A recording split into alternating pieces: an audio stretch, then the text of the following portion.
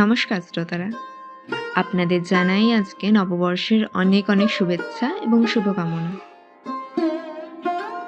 তবে শ্রোতাদের মনে আজকে একটা প্রশ্ন আসতেই পারে, হঠাৎ করে নববর্ষের দিন শুভ বিজয়া নামক গল্প আমরা কেন আপনাদের নিবেদন করছি। তবে আপনাদের জানাই, নিশ্চয়ই এই প্রশ্নের উত্তর আপনারা পাবেন, তবে উত্তর পেতে গেলে গল্পের শেষ অবধি আপনাদের শুনতে হবে। তাহলেই আমি আপনাদের নিজে এই সব প্রশ্নের উত্তর দেব, আপনারাও বুঝতে পারবেন কেন আজকের আমাদের এই নিবেদন।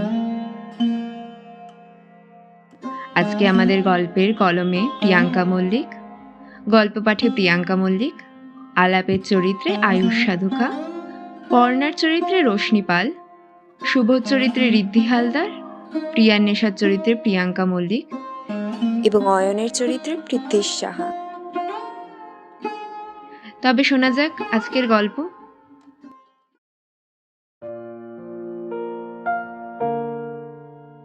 এই শুভ, অয়ন দাঁড়ান আমার জন্য। উফ, তুই তাড়াতাড়ি আসতে পারিস না? কলেজের প্রথম দিন, নতুন বইগুলো একটু উল্টে পাল্টে দেখবো, তাতে তো একটু সময় লাগে নাকি? ও হ্যাঁ, তুই তো সারা বছর বই খুলেও দেখবি না, তা ভালো করে দেখে নে এখনই। কে বলেছিলে তোকে এসব? আরে শুভ, হ্যাঁ ভাই, কেমন আছিস? আমি তো বেশ আছি, তা তুই একা কেন? পড়না কোথায়? দেখ হয়তো এখনো বাড়ি বসে মেকআপ করছে। ইতিমধ্যে পর্ণা এসে উপস্থিত, আর অয়নের এই উক্তি শুনে তার মাথায় আগুন জ্বলে উঠল। এই অয়ন, কি বললি তুই আমার নামে? আমি মেকআপ করি? তাহলে তোর ওই দুদিনের বান্ধবী কি করে রে? ময়দা মাখে? আমার 2 দিনের বান্ধবী মানে? তুই কি বলতে চাইছিস? ঝামেলা বেশ জোরালো হয়ে উঠছে দেখে শুভ তড়িঘড়ি সামাল দিল। আচ্ছা বাবা, থাম তোরা। প্রিয়া ও আলাপ। এটা কিরকম আলাপ? তুই তোর নামটাই বললি না। আরে ওটাই তো। আরে কোনটা? আলাপ এরকম বিভ্রান্তিকর বিষয় দেখে নিজেই বলল, প্রিয়ার নেশা? আসলে আমার নামটাই তো আলাপ। এ বাবা, সরি, প্লিজ কিছু মনে করিস না কিন্তু। না না, এতে মনে করার কিছু নেই। এই হলো আলাপের সাথে প্রিয়ার নেশার প্রথম আলাপ।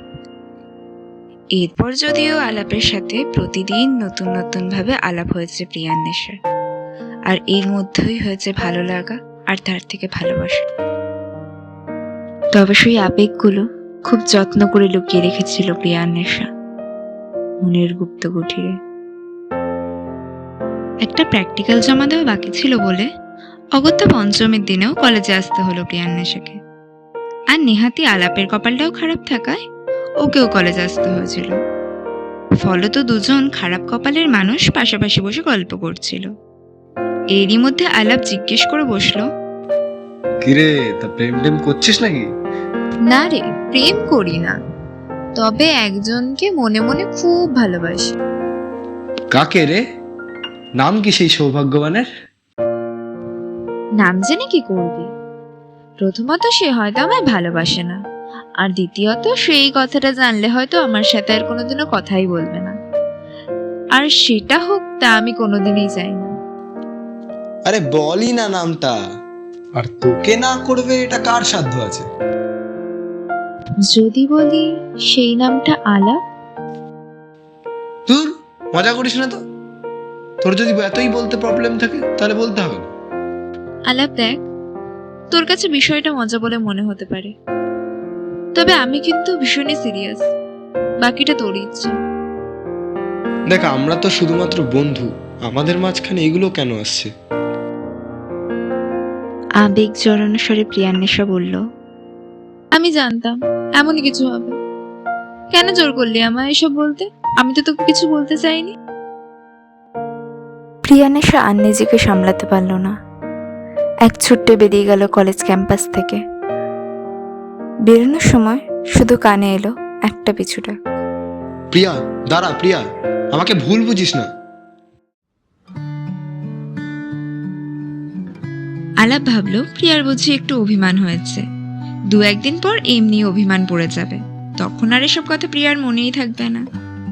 তবে তা নেহাতি ছিল একটা ভ্রান্ত ধারণা।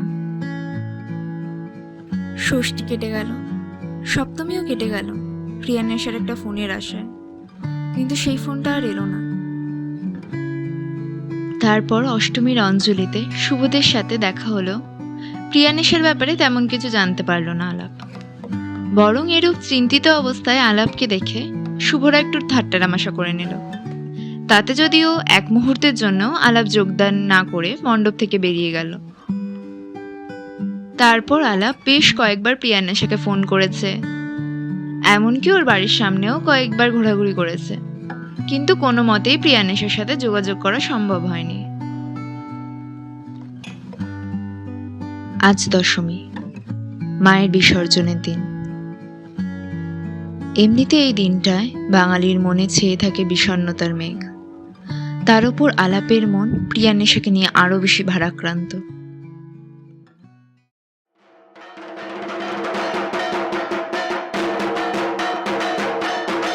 সন্ধে হতেই শাঁখ ঢাক উলুধ্বনির স্বরে আলাপের আর মন টিকল না।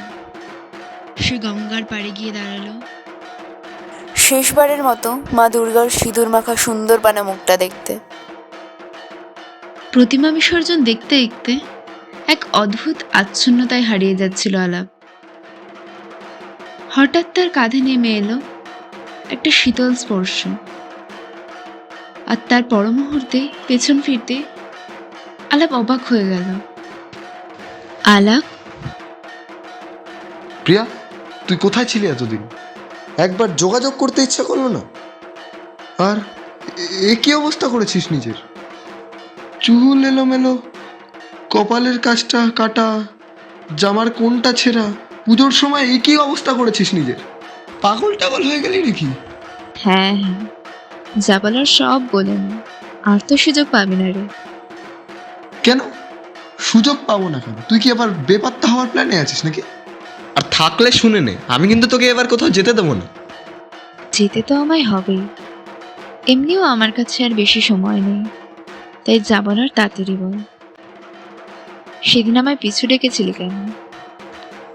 বাবা, তোর খেয়াল আছে এখন আমার পিছু ডাকের কথা? তা সেদিন শুনেও না শোনার ভান করে কেন চলে গেলি? সেদিন তো আর জানতাম না যে আজ এইভাবে তোর কথাগুলো শুনতে হবে। কেন? কিভাবে? এরকম অদ্ভুতভাবে কথা বলছিস কেন? সাধারণভাবে কথা বলতে কি ভুলে গেছিস নাকি? হ্যাঁ রে, সবই ভুলে গেছি, শুধু তোকেই ভুলতে পারলাম না। তাই তো শেষবারের মতো তোর ডাকে সাড়া দিতে এলাম। আচ্ছা এবার বল তাড়াতাড়ি কি জন্য দাঁড়াতে বলেছিল? নয়তো এবারেও হয়তো তোর কথা না শুনেই চলে যেতে হবে। না না, যাস না, দাঁড়া। আমিও তোকে ভালোবাসি, তবে ওই অপ্রত্যাশিতভাবে বলায় আমি ঠিক তখন বুঝতে পারিনি। আলাপের এই কথা শুনে এক মুহূর্তের জন্য প্রিয়ান্বেষার ঠোঁটের কোণে হাসি দেখা গেলেও তা পরক্ষণেই মিইয়ে গেল। এক একটি সিঁড়ি বেয়ে প্রিয়ান্বেষা নেমে যেতে লাগলো গঙ্গায়। প্রিয়া, কি করছিস? পড়ে যাবি তো। প্রিয়ান্বেষা আর পেছন ফিরল না, শুধু মায়ামাখা স্বরে বলল, ভালো থাকিস আলো, শুভ বিজয়।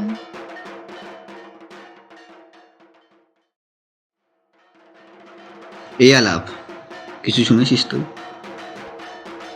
না, কেন? কি শুনবো? মানে বলছিলাম যে প্রিয়া আর নেই রে। পঞ্চমীর দিন কলেজ থেকে ফেরার পথে কয়েকটা ছেলে ওকে নির্মমভাবে ধর্ষণ করে গঙ্গায় ফেলে দিয়েছিল। প্রিয়ার ফেরার সময় পেরিয়ে গেলেও বাড়ি না ফেরায়। কাকু কাকিমা সেদিন থানায় এফআইআর করেছিল, কিন্তু পুলিশের অনেক চেষ্টা সত্ত্বেও এতেও প্রিয়ার কোনো খোঁজ পাওয়া যায়নি। শেষমেশ এই কয়েক ঘন্টা আগে বিসর্জন শুরু হওয়ার পর হঠাৎই পাশের ঘাটে একটি মৃতদেহ পড়ে থাকতে দেখে কয়েকজন পুলিশকে ফোন করে। তারপর এই ঘন্টা দেড়েক আগে কাকু কাকিমা মর্গে গিয়ে দেহ শনাক্ত করে এসছেন। অয়ন আর কিছু বলতে পারল না, ওর গলা জড়িয়ে এলো কান্না।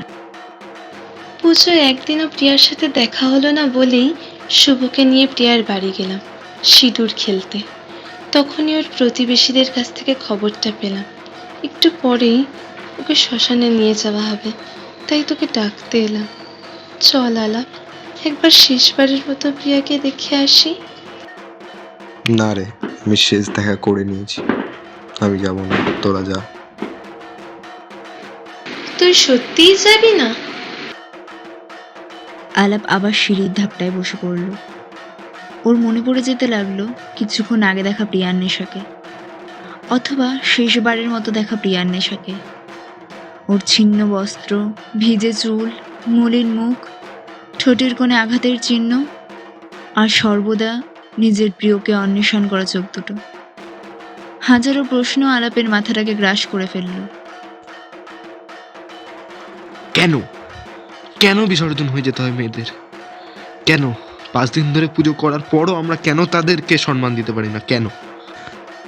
হ্যাঁ হ্যাঁ, আমার পুরুষ জাতিরাই সবচেয়ে বড় ইতর, সবচেয়ে বড়। যদি বিসর্জন দেওয়াই হয় তাহলে অসুরকে দেয়া হোক, আমাদের মায়ের জাতকে না।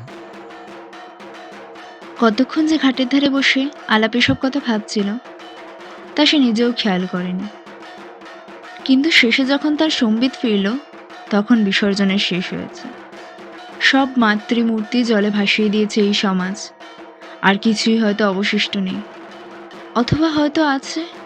আর সেই অবশিষ্ট প্রাণশক্তির প্রতীক হয়ে ভোরের প্রথম সূর্য কিরণটা পড়ছে পবিত্র গঙ্গা মায়ের গর্ভে।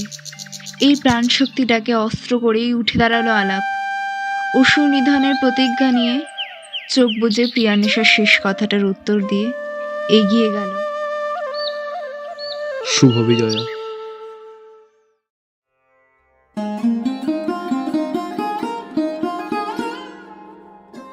আমাদের নিবেদন শোনার জন্য শ্রোতাদের জানাই অনেক অনেক ধন্যবাদ। এবার আমার উত্তর দেওয়ার পালা। তবে উত্তর দেওয়ার আগে আমি আমার শ্রোতাদের একটা প্রশ্ন করতে চাই।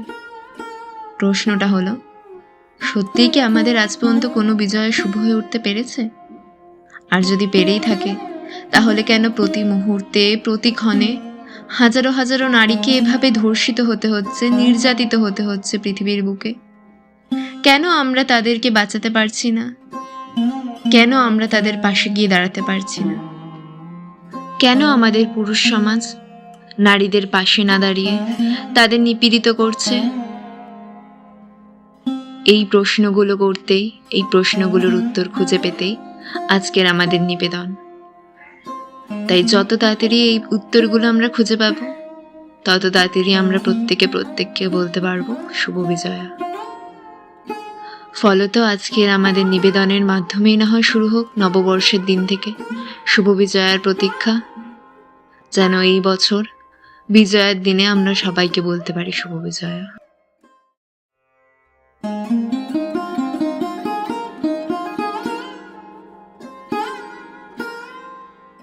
নমস্কার। আপনাদের আজকের গল্প ভালো লাগলে লাইক করবেন, সাবস্ক্রাইব না করে থাকলেন অবশ্যই সাবস্ক্রাইব করবেন। বন্ধুদের যদি আপনি এই গল্পটি শোনাতে চান তাহলে শেয়ার করবেন, এবং আরও এরকম গল্প যদি আপনারা শুনতে চান তাহলে নিশ্চিত রূপে আপনারা কমেন্ট বক্সে জানাতে পারেন। শ্রোতাদের জানাই অনেক অনেক ধন্যবাদ।